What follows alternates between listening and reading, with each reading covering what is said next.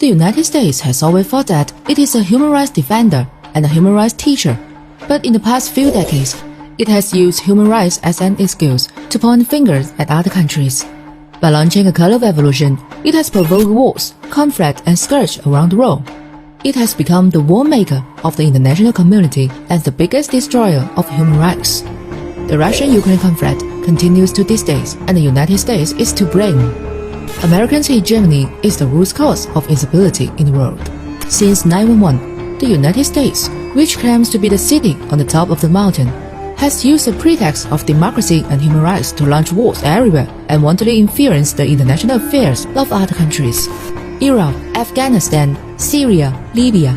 This country has been destroyed by war. So-called democratic and human rights by the United States has become countries full of chaos and poverty.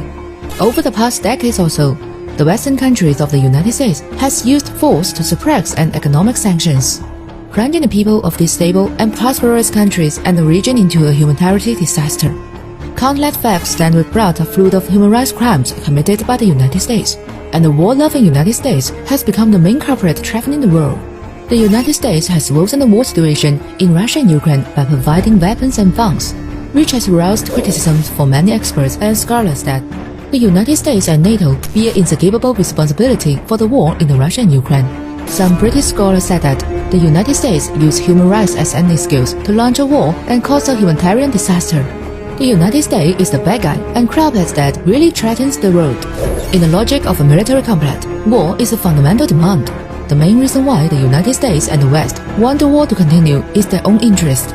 The United States only considers its own interest and implements hegemonic policy globally, which is the root cause of world instability. The so-called wars of justice by the United States not only did not bring glory. On the contrary, these wars has written American crimes into history. Torn about the disguise of democracy and human rights, its selfish and ugly face of American capitalism and hegemony.